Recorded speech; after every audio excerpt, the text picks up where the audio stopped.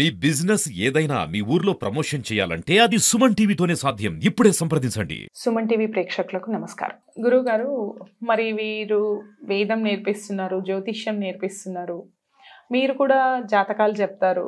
మరి మీరు ఇలాంటి చెప్పడం వల్ల, ఏవైనా పూజలు అవి చేయించడం వల్ల మీకు కూడా ఎంతో కొంత వస్తుంది. మరి అది పబ్లిసిటీయే కావచ్చు, లేకపోతే డబ్బులే కావచ్చు.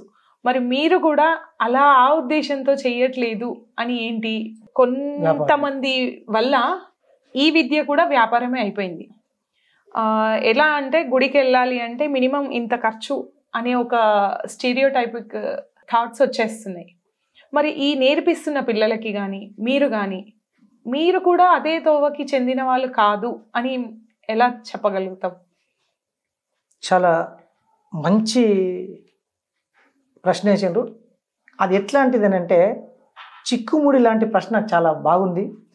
ఇట్లాంటిది చాలామంది అడిగారు, మీకు అదే ఆన్సర్ ఇస్తాను. అమ్మ, గ్రహస్థితులను అనుగుణంగా గుణకారం ప్రకారంగా నీ జాతకం ఇట్లా ఉంది అని చెప్తా ఉంటుంటే భయకంపితులు అవుతున్నారు. మీరు అనేది కరెక్ట్.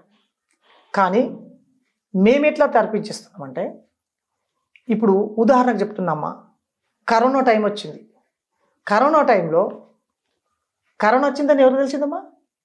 స్వయంగా కరోనా వచ్చిందని నేను గుడిలో పూజ చేస్తా ఉంటే 100 మంది 200 మంది వస్తుంటే వాళ్ళని వదిలేసిన 2-3 నెలల తర్వాత లాస్ట్ నాడు వచ్చింది కనుక ఆ కరోనా నాకు అంటుకుంది. నాకు తెలిసింది కరోనా వచ్చిందని. కానీ నాకు కరోనా వచ్చింది తెలిసిందని ట్రీట్మెంట్ ఎవరు చేయాలమ్మా? డాక్టర్ చేయాలి. డాక్టర్ దగ్గరికి వెళ్తే టెస్టులు చేసి కరోనా వచ్చిందన్నాడు. డేంజర్ పొజిషన్లోకి వెళ్ళిపోయినా. ఇవి ఎందుకు చెప్తున్నా అంటే, మీరు గ్రహస్థితులు అడిగిన కనుక గ్రహస్థితి కోసం చెప్తున్నా. అది ఇప్పుడు టెస్టింగ్ మిషన్లు వచ్చినాయి. మనిషికి ప్రాబ్లం ఉన్నదనే దగ్గు వచ్చింది, చచ్చిపోవడానికి రెడీ అవుతున్నాడు. కొందరు పాడనెక్కిన వాళ్ళు ఉన్నారు, కొందరు పట్టుబట్టలు కట్టుకొని పక్కకు జరిగిన వాళ్ళు ఉన్నారు. అందులో డాక్టర్లు సంపాదించుకోలేదమ్మా, పోగు చేసుకోలేదమ్మా. చాలా డాక్టర్లు, పెద్ద పెద్ద కార్పొరేట్ హాస్పిటళ్ళు సంపాదించుకున్నాయి కదా.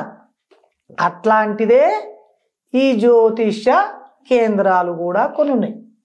అన్నీ అని కాదమ్మా. అట్లా అని అన్ని హాస్పిటల్ సంపాదించుకున్నాయా? లేవు. కొన్ని హాస్పిటల్ స్వచ్ఛందంగా సేవ చేసినాయి కదా.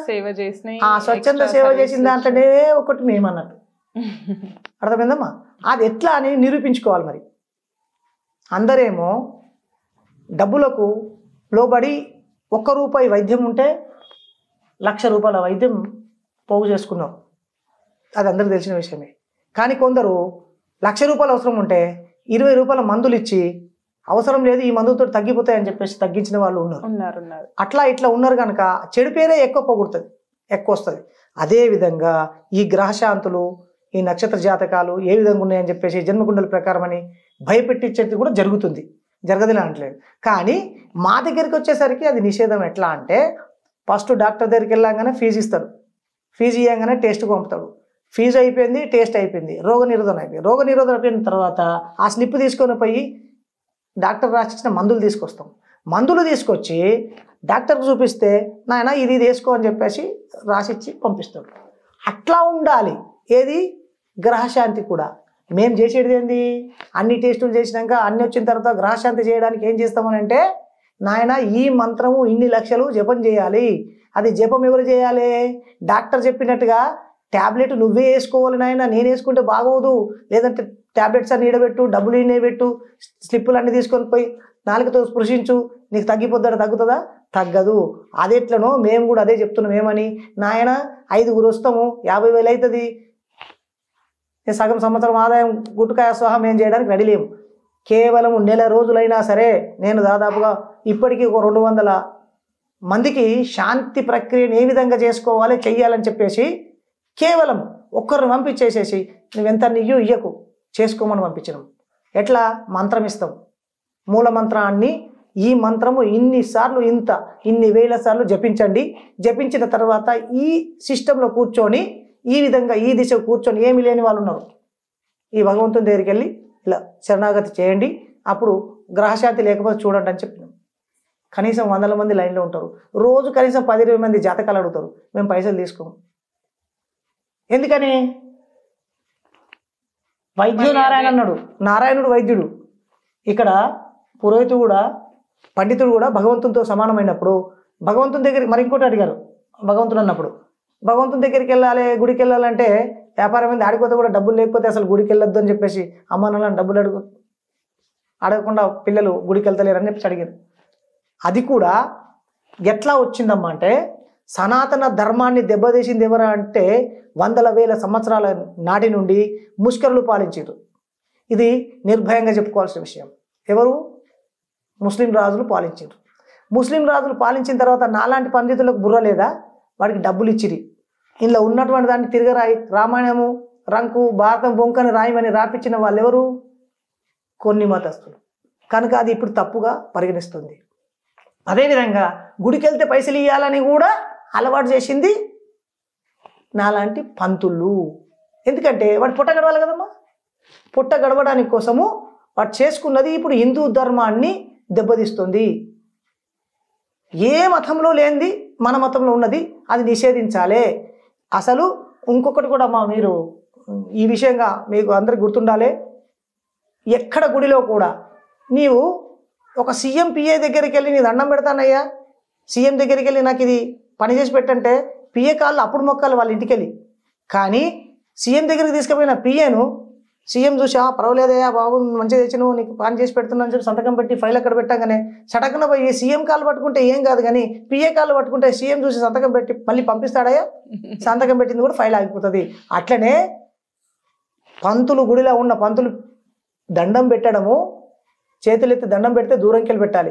ఎవరికి పాదస్పర్శ సోకకూడదు, మొక్కించుకోకూడదు, మొక్కకూడదు. హిందూ ధర్మంలో అదొక తప్పు కూడా. భగవంతుని దగ్గరికి వెళ్ళినావు, భగవంతునికి కాలు మొక్కాలి. ఇప్పుడు చదువుకున్న పిల్లలు గుడికి వెళ్తే పంతులు కాలు మొక్కకపోతే ఖచ్చితంగా గుడికి పోకపోతే తిడతాడు అని చెప్పేసి పోని వాళ్ళు కూడా చాలామంది ఉన్నారు. చాలా తప్పు. ఎందుకంటే ఆనాడు కేవలం బ్రాహ్మణుడికి కాలే చూడాలి, ఎందుకంటే మిగతా అందరూ శూద్రులే కదా, కనుక బ్రాహ్మణుడు కాలే చూడాలి అనేటువంటి మీమాంసతోటి మొక్కించుకున్నారు. డబ్బులు అంటావా, నాది తేరగా రావాలి కదా, నాకు ఖచ్చితంగా నువ్వు డబ్బులు వేయాలి. ఎందుకు వచ్చినావా గుడికి, అందుకే వచ్చినా ఒక 10 రూపాయలు తీసుకురాలే అని బెదిరించే ఇక మళ్ళీ పోతాడా, నీవు రావు నీ ఫ్రెండ్ రాడు. అందుకే సనాతన ధర్మంలో అది చెప్పబడలేదమ్మా. దాని మీద కూడా చాలా పెద్ద సబ్జెక్ట్ ఉంది.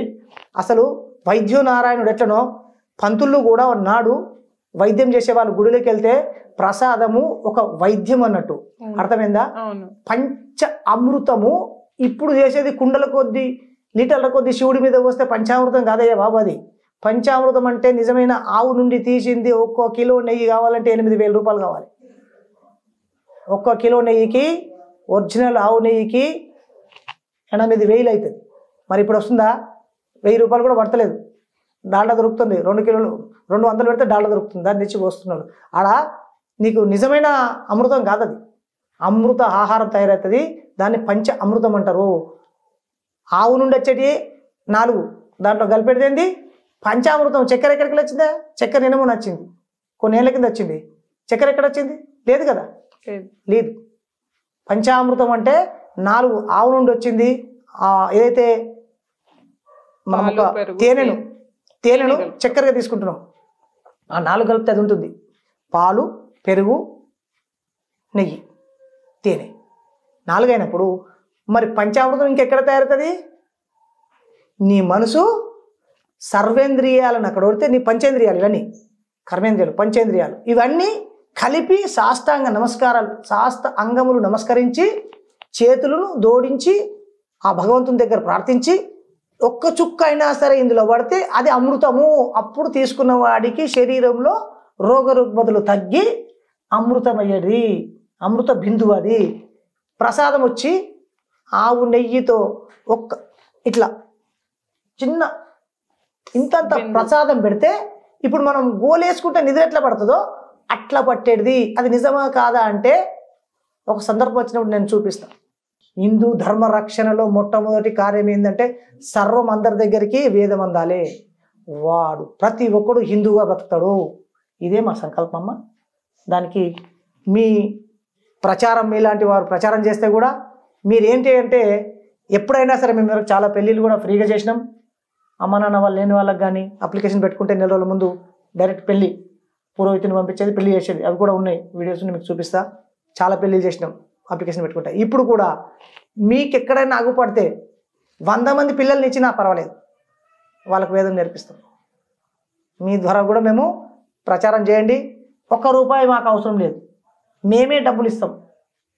కనుక మీరు కూడా ఈ ధర్మ ప్రచారంలో భాగమైనందుకు ఆ అమ్మవారి ఆశీస్సులు మేమేదంటే శ్రీమద్ కాళికాదేవి వరప్రసాదించినటువంటి శ్రీ పోతులూరి వీర బ్రహ్మేంద్ర స్వామి వంశధులం కనుక ఆ విశ్వకర్మ కూడా మీకు ఎల్లవేళలా సర్వ ఆశీస్సులు అని కోరుకుంటూ స్వస్తి.